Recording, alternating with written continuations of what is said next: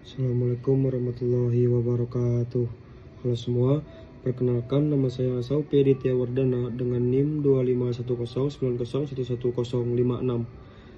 Saya berasal dari kelas B. Jadi di sini pada kesempatan kali ini saya akan menjelaskan tentang bagaimana cara AI itu bekerja ya teman-teman.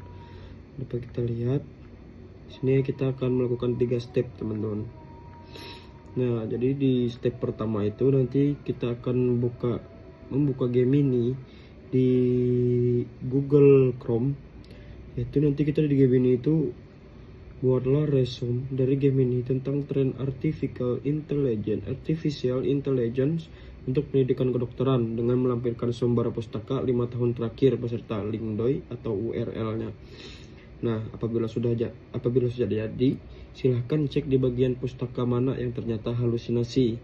Nah, di halusinasi itu dapat berupa judul yang berbeda, judul yang tidak ada, dan penulis yang beda, doi yang tidak ketemu, dan lain-lain. Nah, itu di step pertama.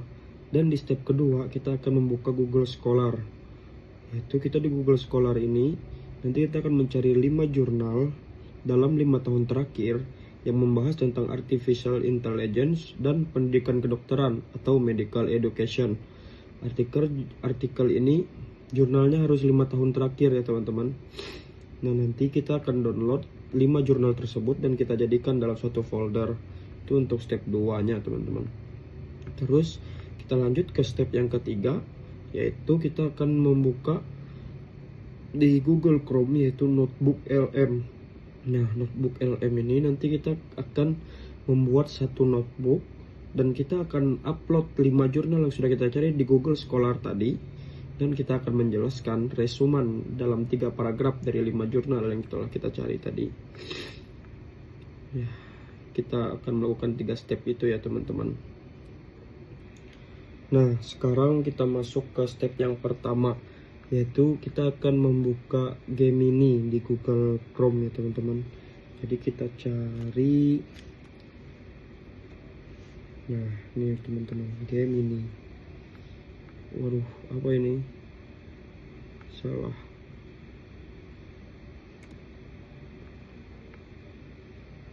Enter aja deh.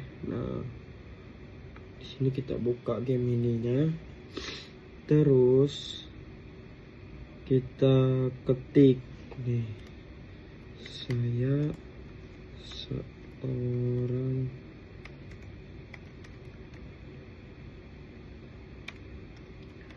mahasiswa kedokteran, buatkan resumen tentang apa tadi? Buatkan resumen tentang tren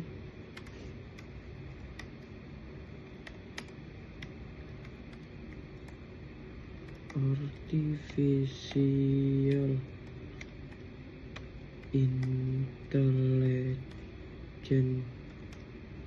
intelligence terus untuk pendidikan kedokteran.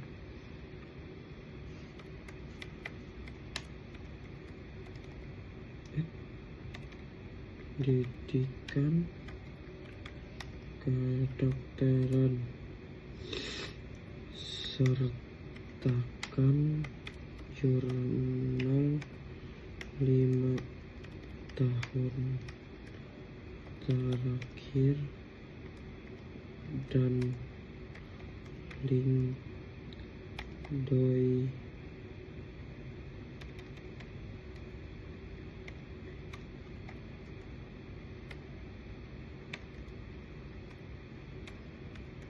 dan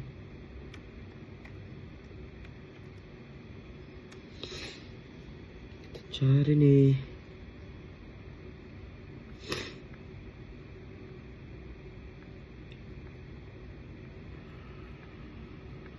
Nah, di sini ada nih teman-teman.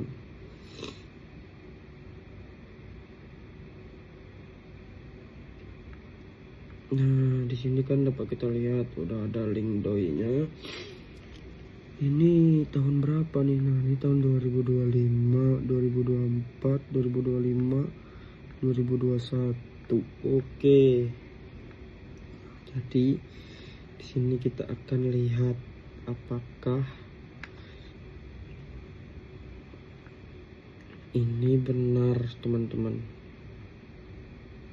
Dari judul kita akan lihat nih.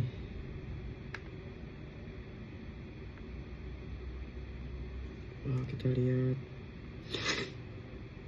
Nah, di sini ada nih. Lihat apakah bisa dibuka. Bentar, teman-teman. Nge-lag nih.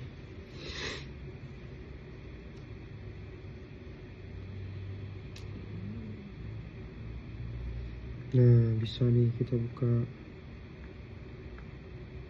Medical Scope Journal publish 2025, betul. Korelasi. Nah, kita lihat nih di sini apakah benar. Korelasi penggunaan. Oh, ini benar nih, teman-teman. Di jurnalnya di sini benar. Terus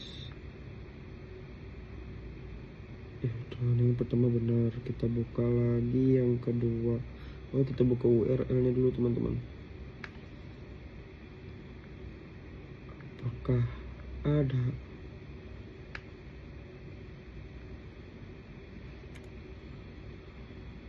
Oh ya, benar.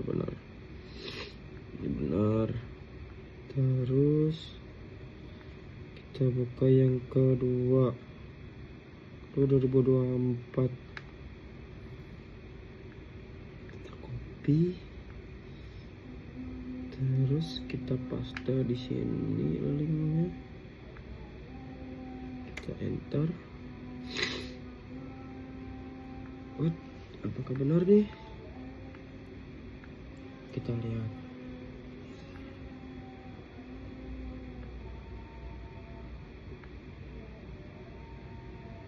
Nah,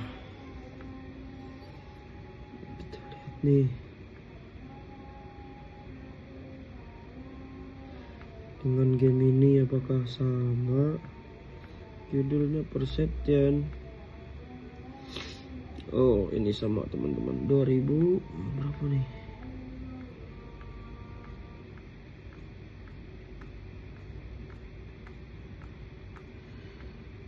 Bentar, udah ini sama. Terus kita cari lagi nih.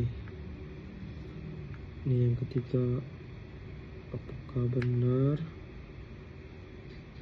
Kita copy. Kita paste lagi deh. Bentar. Lihat. Buka benar nih.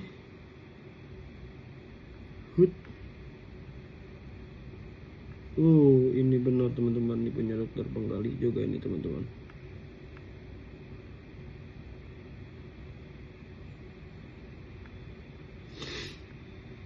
Oke. Sudah. Kita lanjut yang ini, yang terakhir nih. Copy link address.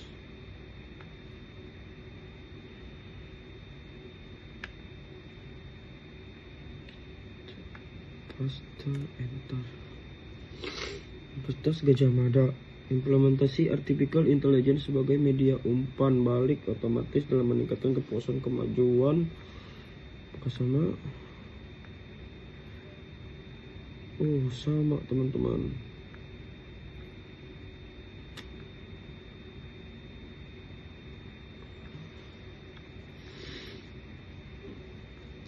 Kita coba deh, ini deh.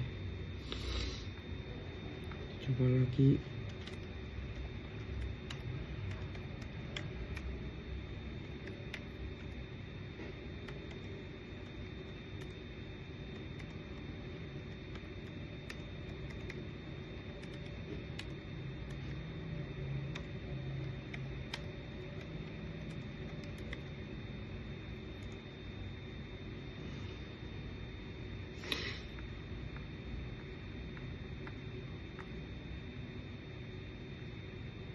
sama aja ya.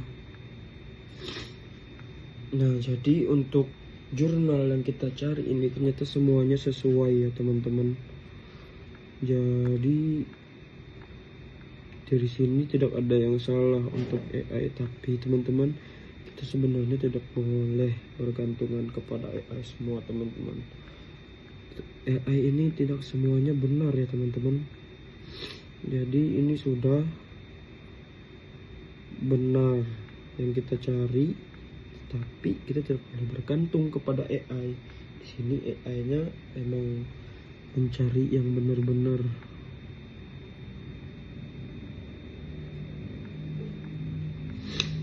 Jadi ada skalanya AI itu benar dan ada kalanya AI itu salah ya teman-teman. Nah, ini untuk step yang pertama kita sudah. Terus nanti kita akan lanjut ke step yang kedua. Stay tune terus teman-teman. Nah, ternyata teman-teman setelah saya cari lagi, di sini kita lihat ada kesalahan nih. Nggak mungkin jurnal itu nggak ada link doi-nya teman-teman. Ini yang ketiga, ini tidak ada doi universalnya. Kan aneh, berarti AI itu tidak semuanya benar ya teman-teman. Jadi kita itu harus bisa memilah dan memilih untuk menggunakan AI teman-teman. AI itu bisa digunakan, tetapi untuk kita berdiskusi saja teman-teman, tidak untuk menggantikan pemahaman kita tentang materi tersebut teman-teman. Nah, sekarang kita akan lanjut ke step yang kedua ya teman-teman. Jadi tadi step kedua itu apa? Buka Google Scholar. Oke, kita game ini sudah. Terus kita akan buka Google Scholar. Kita cari lagi nih. Nih ada Google Scholar. Terus kita buka. Nah, kita cari di sini nih tentang artificial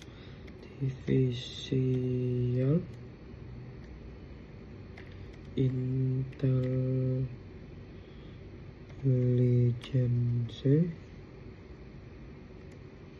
pada apa tuh? Dan pendidikan kedokteran. Berarti gini. Dan pendidikan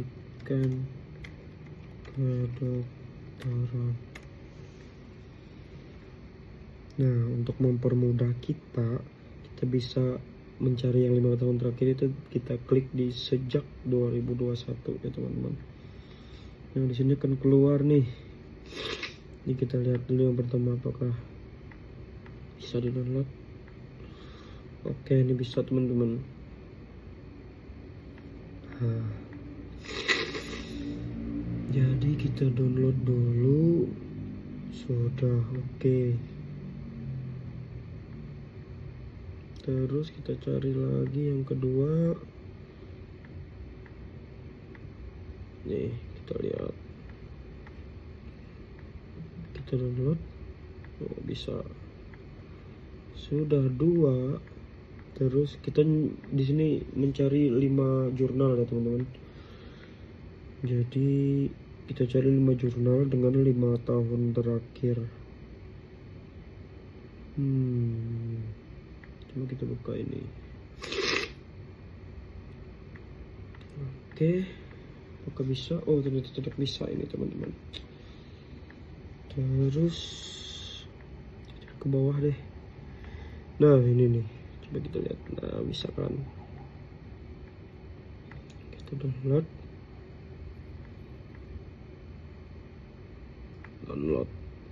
Berapa sudah? Sudah 3.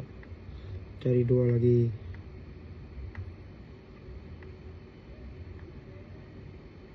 Ini what?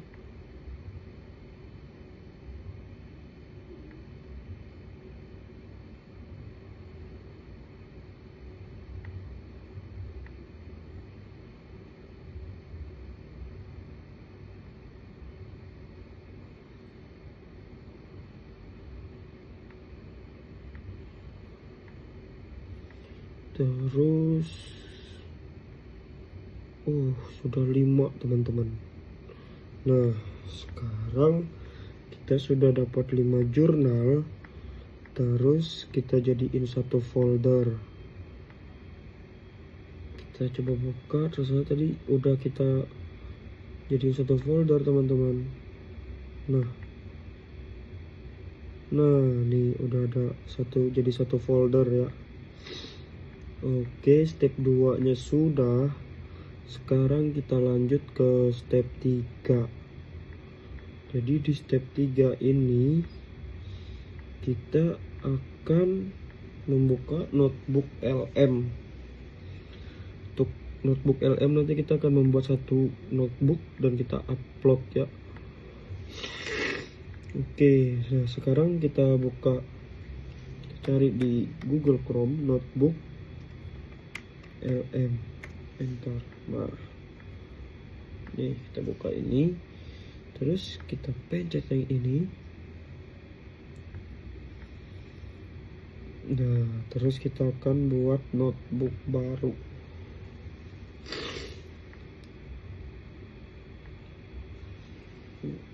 Maaf ya teman-teman, sekarang saya lagi ada agak pilek teman-teman.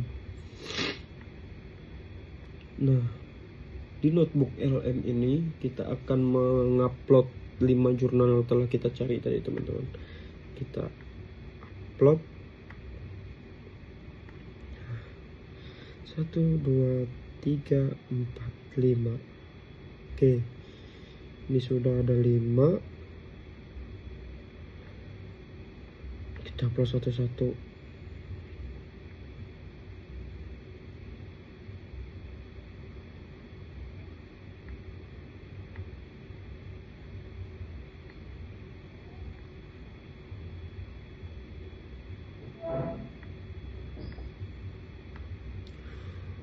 Nih kita upload lagi. Ini udah 3.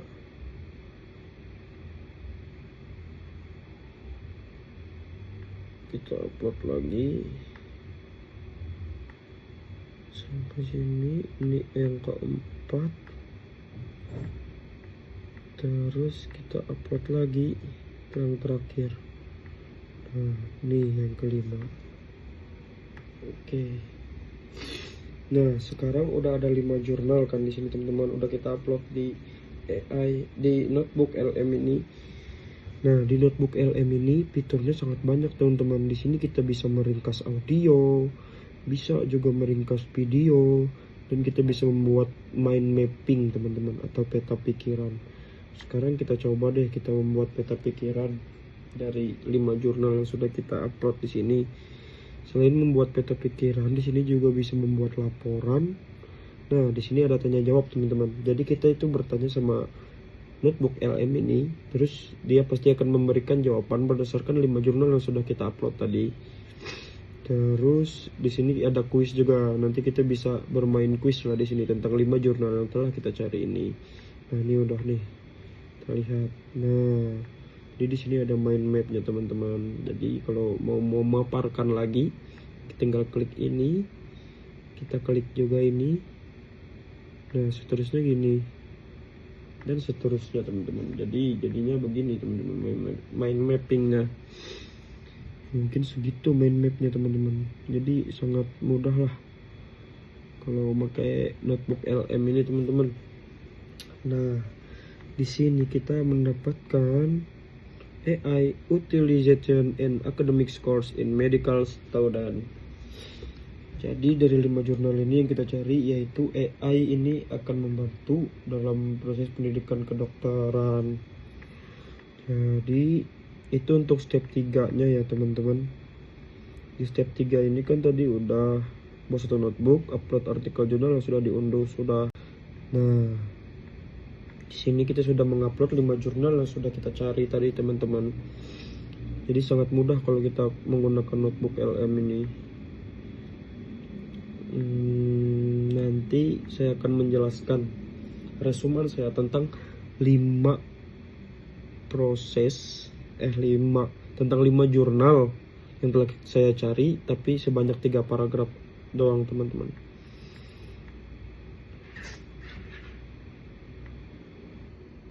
Nah, jadi sekarang kita sudah membuat resumen sebanyak 3 paragraf tentang 5 jurnal yang kita cari tadi ya teman-teman.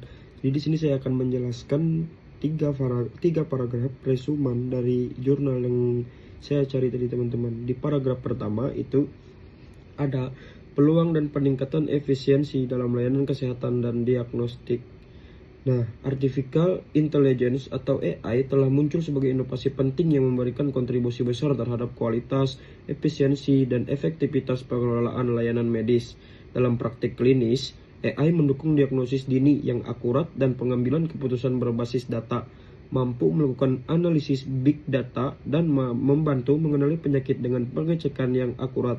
Sebagai contoh, AI dapat mendiagnosis tuberkulosis dengan keakuratan 98,4% dan penyakit pencernaan dengan akurat sebesar 97%. Lebih lanjut, teknologi seperti jaringan saraf tiruan Siamese atau Siamese Neural Networks dapat digunakan untuk mengevaluasi spektrum berkelanjutan (continuous spectrum) dari tingkat keparahan penyakit dan perubahan dalam pencitraan medis, seperti pada retinopati prematuritas atau ROP dan osteoartritis lutut. Pendekatan ini menawarkan ukuran yang lebih granular daripada kategori ordinal tradisional dengan korelasi kuat terhadap peningkatan keparahan penyakit yang ditentukan ahli. P sama dengan 0,87 untuk ROP dan P sama dengan 0,89 untuk osteoartritis. Di luar aspek klinis, AI juga meningkatkan efisiensi administrasi rumah sakit, memprediksi durasi rawat inap, dan mengurangi biaya operasional, serta membantu dalam penemuan obat baru dan penelitian. Itu untuk paragraf yang pertama. Nah, kita masuk ke paragraf yang kedua, yaitu tantangan, risiko, dan dilema etika kognitif. Nah, meskipun potensi AI sangat besar, implementasinya menghadapi tantangan serius, baik dari segi teknis maupun etika. Secara teknis, kendala utama meliputi tingginya biaya untuk implementasi teknologi AI, kebutuhan akan data berkualitas tinggi, serta masalah keterbatasan integrasi data, regulasi yang belum seragam, dan kurangnya infrastruktur teknologi yang memadai di banyak fasilitas kesehatan. Secara etis, kekhawatiran utama adalah masalah privasi dan keamanan data sensitif pasien. Potensi bias algoritma dan kurangnya transparansi sistem AI. Dampak yang paling krusial terhadap kualitas profesional adalah risiko penurunan kemampuan berpikir kritis dan ketergantungan berlebihan pada sistem AI oleh mahasiswa.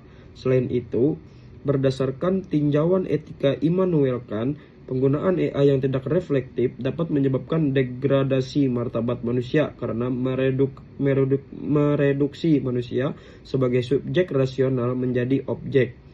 Ada juga kekhawatiran di kalangan tenaga medis, termasuk mahasiswa kedokteran, tentang kemungkinan peran mereka akan tergantikan oleh teknologi, terutama jika mereka tidak adaptif terhadap perkembangan AI. Itu untuk paragraf yang kedua. Nah, kita masuk paragraf yang ketiga, yaitu peran AI dalam pendidikan dan pentingnya integrasi yang bijaksana. Nah, dalam konteks pendidikan kesehatan, AI berfungsi sebagai alat bantu yang signifikan memfasilitasi simulasi pasien virtual, pembelajaran yang dipersonalisasi, dan memberikan umpan balik yang terarah. Namun, agar manfaat ini maksimal dan risiko minimal, penekanan diletakkan pada penggunaan AI yang bijaksana dan etis.